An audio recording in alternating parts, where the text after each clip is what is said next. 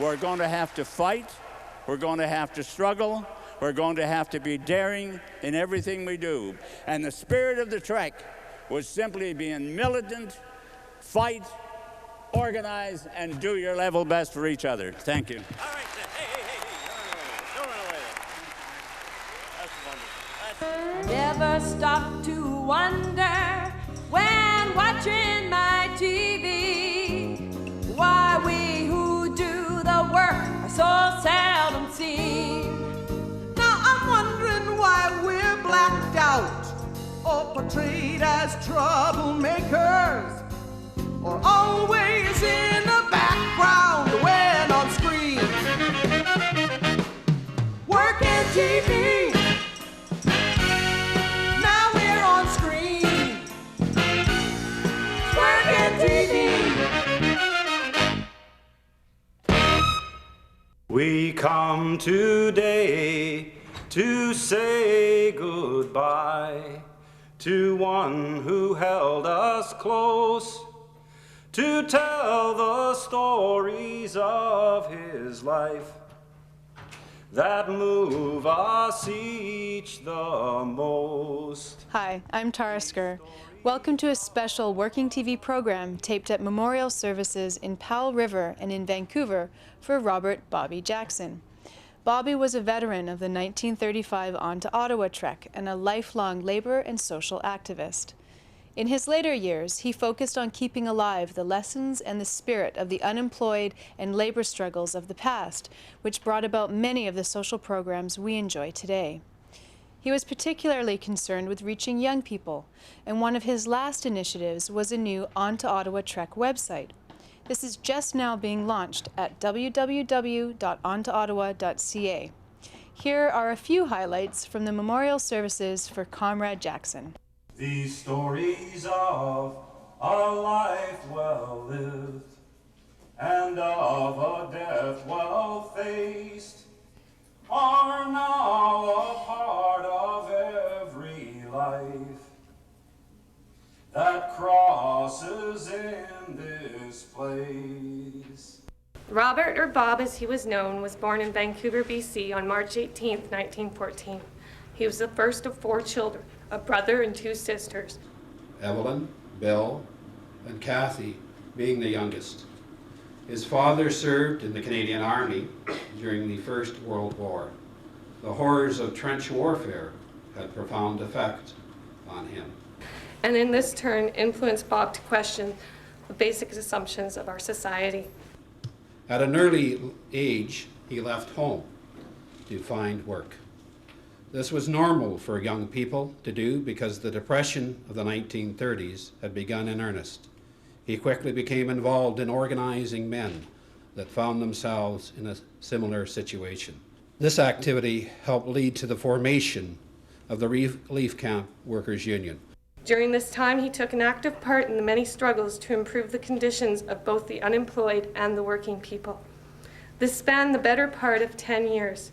The Vancouver Post Office sit-in and the On to Ottawa Trek were just a couple of the examples of his involvements in social issues. The On to Ottawa Trek was instrumental in establishing the unemployment insurance for the country. As the 30s drew to a close, Bob met a girl that was to become his wife and lifelong friend. Bob and Aggie met in 1938 in an office elevator in Vancouver. They married on December 24th, 1938, and had to have the wedding ceremony performed in Bellingham, Washington, as Aggie was too young. She also had to have her mother's written permission to marry. Bob and Aggie shared the same values, and together they worked towards a better life for working people. The marriage ended after 61 years together, when Aggie died on April 22nd, 2000, just 65 days before Bob. Grandpa served in the Canadian Army during the Second World War. At the war's end, he was asked to remain in the service. This, he was told, was because of his leadership and organizational skills. He was given his discharge in 1946.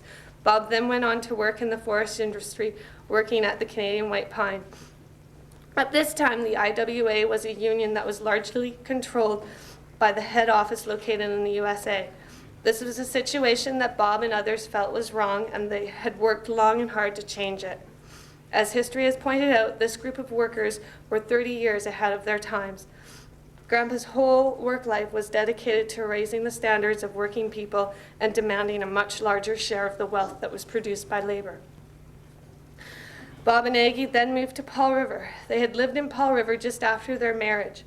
Aggie had been afflicted by Parkinson's since 1972, and this became Bob's main focus.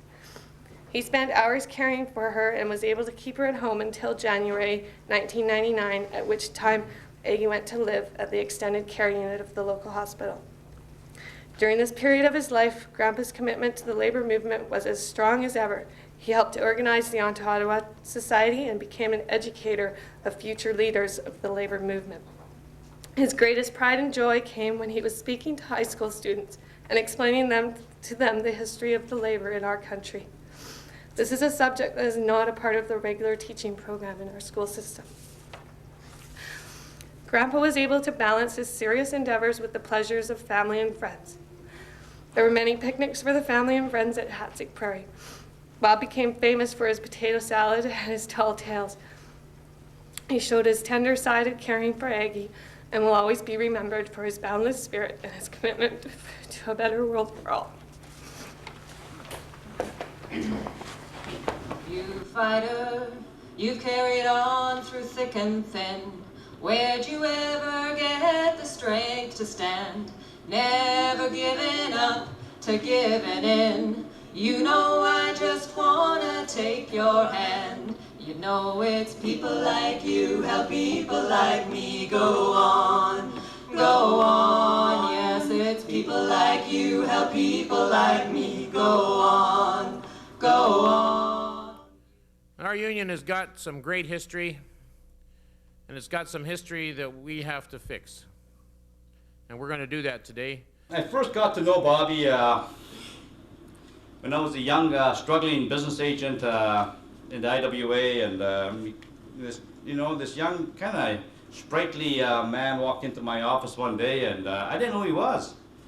Introduced himself as Bob Jackson, and the fact that and he started telling me some of his history in the IWA, and how he was blacklisted from membership in the organization as a result of the difficulties in 1948,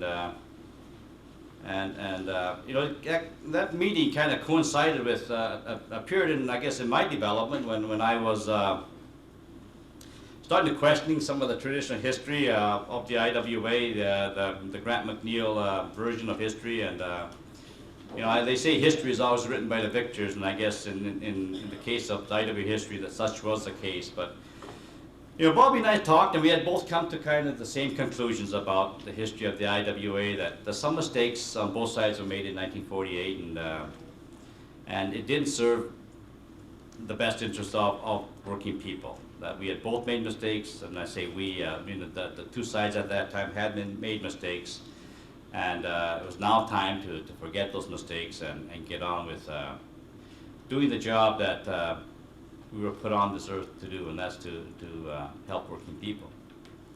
And so, from that day on, I got to know Bobby pretty well. Got to respect him a hell of a lot, and got to enjoy his company. And I guess that meeting was the start of kind of an evolution within the IWA. And by 1997, Local 71 had agreed to reinstate the blacklisted members, and in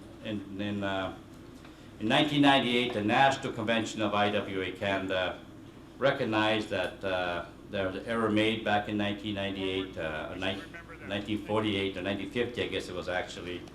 And a motion was passed unanimously at that convention that the errant list would be rescinded and declared null and void, and all members on that list would be reinstated to full membership with all the privileges. Question being called.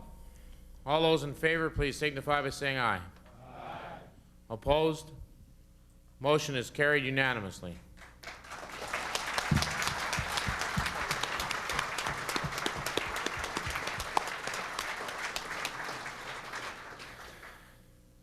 I think, brothers and sisters, that this is one of the finest days in the history of the IWA.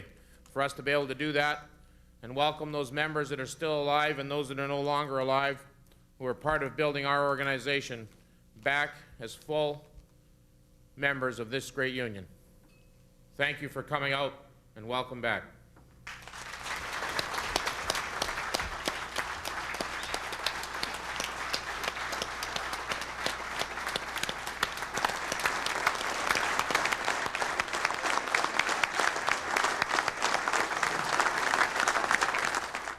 I want to introduce, and I had the pleasure of meeting Bob this summer.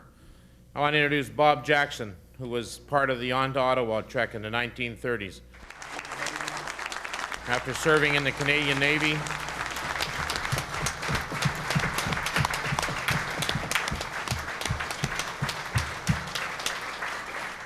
he was active in Local 1217, working at Canadian White Pine until retired. And that was despite being on the errant members list. I know that it made Bob very proud to be a member of the IWA again. It was something that's been said over and over to me, that one of Bob's fears was that he would die not belonging to a union, and that the union that I've been a member of and worked for so long, it makes me proud that we have done this. Some of the incidents we had in Powell River where we had picket signs, Bob was one of the first people there. I remember Bob at Valley Building Supply holding a picket sign, an IWA picket sign, and smiling like a kid. Bob was back in the union and he was holding a picket sign for the IWA. 'Tis the final conflict, let each stand in their place. The international working class shall be the human race. 'Tis the final conflict, let each stand in their place. The international working class shall be the human race. Thank you to the IWA. You're absolutely right, Sonny. It meant so much to Bobby to be back in his union, the IWA. So congratulations for righting a wrong. Of course, one of the reasons I guess he got into some hot water is that he was a member of the Communist Party and been for many, many years, and argued principally from that position to oppose capital. Comrade Robert Bob Jackson, stalwart hero of the working class, who died soon after his 86th birthday, and whose life of activities made a valuable contribution to Canadian society. Bob's goal, I call it his crusade, was to make known, especially to young people, the truth about the struggles of the unemployed and the unionism, the lesson of organizing, uniting people around a common program of democratic action, that nothing is gained without a fight, that young workers today are the beneficiaries of previous struggles. I don't agree that things will come easy, and I don't want to be a pessimist. We're going to have to fight, we're going to have to struggle, we're going to have to be daring in everything we do. We get the good leaders will come out of a struggle, and that struggle is now. And our vision for the future, it's a good one for every one of us, and by God, we got to fight and get it. And the spirit of the Trek was simply being militant, fight, organize, and do your level best for each other. Thank you. All right, then. Hey. Don't run away there. That's wonderful. That's just wonderful. That is just wonderful. Give me your note. In spite of his own medical problems and Agnes's courageous battle with Parkinson's disease for so many years, you all know how well Bob adhered to his goal. In telling it like it was, he always gave full credit to the Communist Party, his party, for its leadership in those battles. He was determined to impress on young workers the need for organized unity in ensuing battles, which obviously lie ahead. We want to restore some of our lost history and also encourage people of my generation to fight back the way the Trekkers did in the 30s. Well, unless these kids do fight back, we're going to lose everything as far as the social system is concerned and the social programs.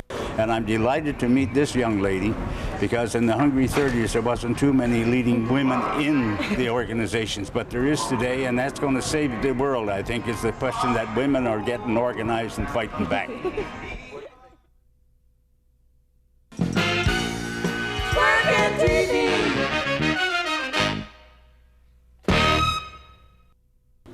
A little bit about the camps, because that's where I first connected with Bobby. It was, would that be 65 years ago?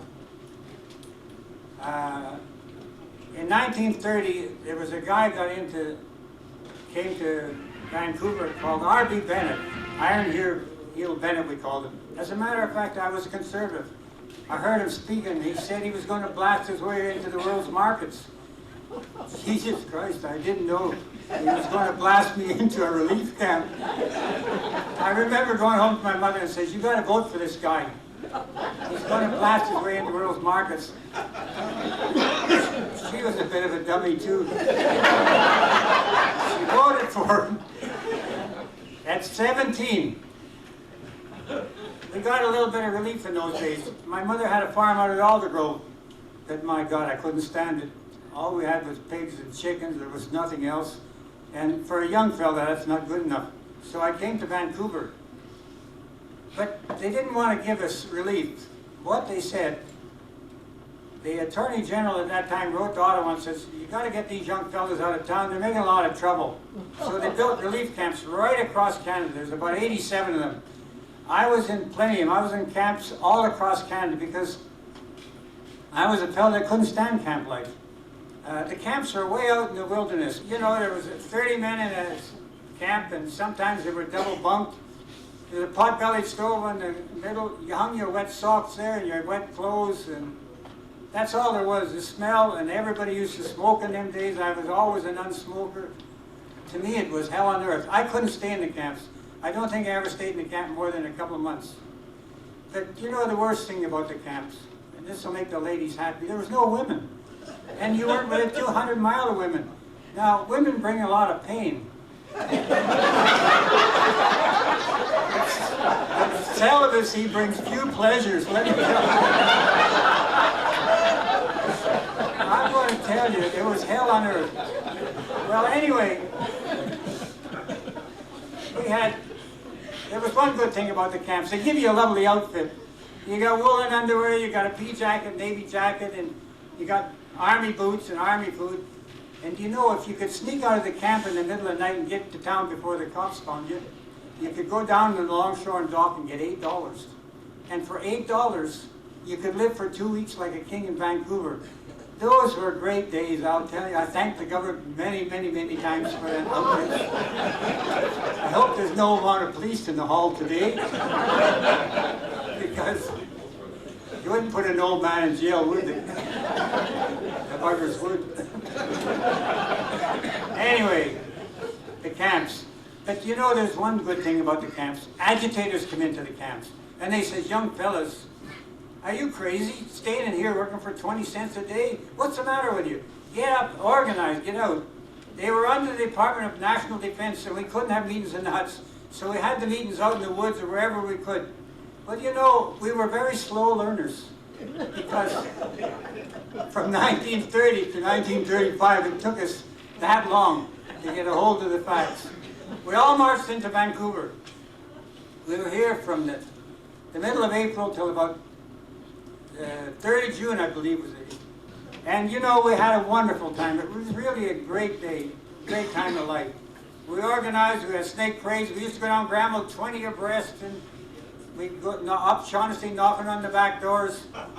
And it was really a wonderful time. But we realized at the end that we wore out our welcome in Vancouver. You can only have so many tag days. So somebody, I was in the theater one day and somebody shouted, "Let's go to Ottawa. That's where our problems are." So the shout went up, on to Ottawa. At 10:30, it was a 10:50 train every night left Vancouver. And you know, 1,500 of us went down there and we got on that train and we started out. The government thought, these guys ain't going anywhere. A lot of the people had never been on the trains before. They were steam engines, and the soot and the ashes came out.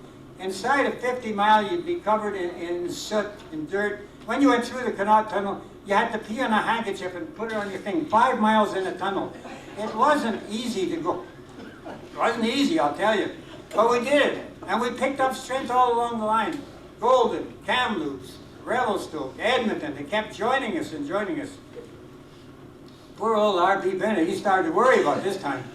And he said, geez, I can't stop him in Calgary because that's where my riding is. So he said, I'll let them go to Regina because that's Gardner, and he's a Liberal. So it was all prearranged. So we got to Regina, and what a welcome we got. Gardner gave us meal tickets, 2 a day for about a week. But R.P. Bennett says, listen, don't all come to Ottawa. Send a delegation and we can resolve this. And when we sent a delegation. And when they got there, he said,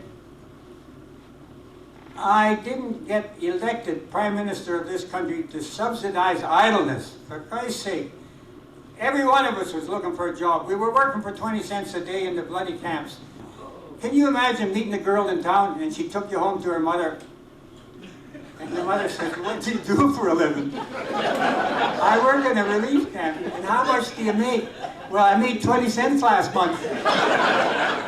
Well, holy moly. They didn't want their daughters going with some guy from a relief camp. We were popular with the women. But Jesus, we weren't popular with their mothers, let me tell you. Anyway.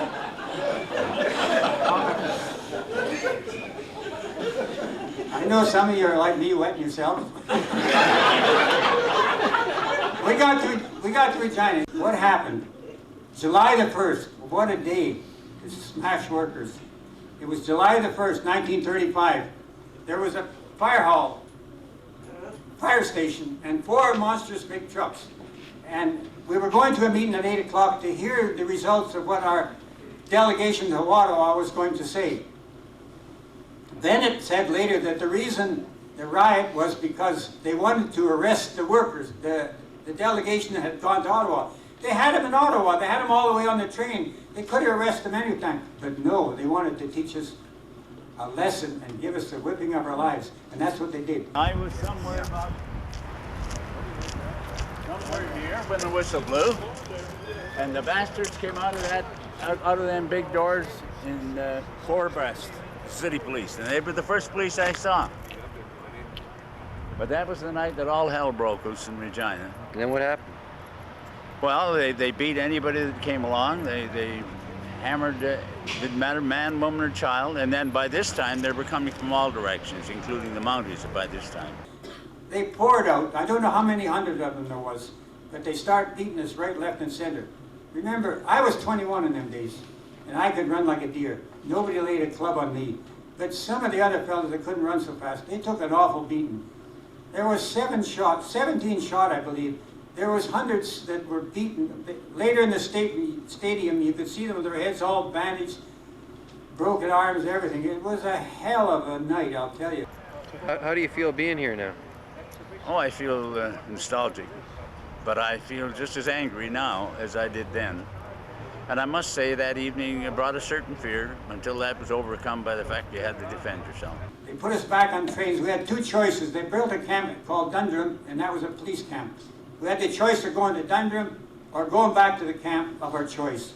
So most of us decided to go back to our camps. Bobby went back east, and he joined another group. So that guy never stopped organizing.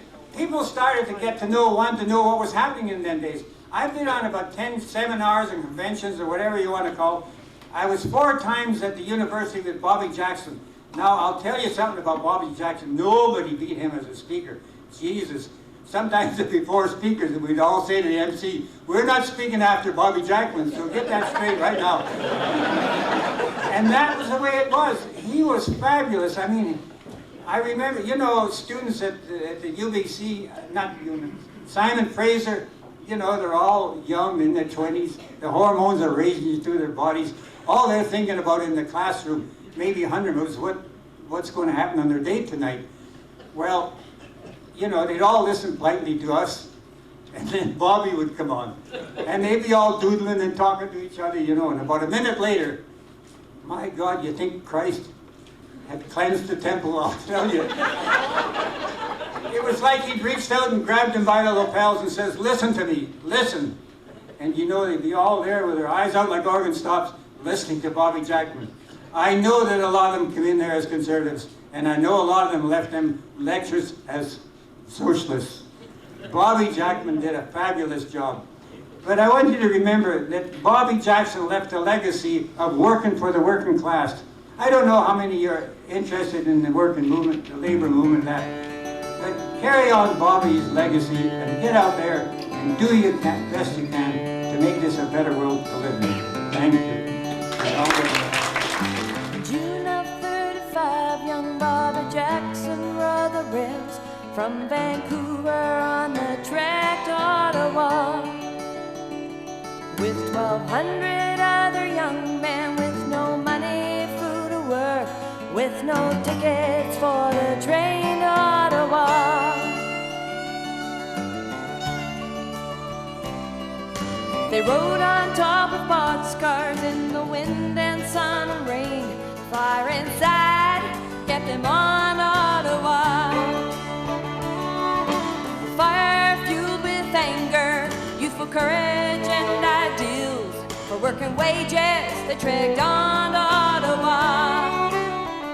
I learned that the young people of today are going through some of the similar things that we went through, and that there being about a third of the kids from 17 to 24 have no jobs, they have no outlook, and we're heading for a real showdown. And the trade union movement must take the lead, and with a real coalition of any group of people, and start thinking about immediate needs for the people that are suffering. We're on to Ottawa.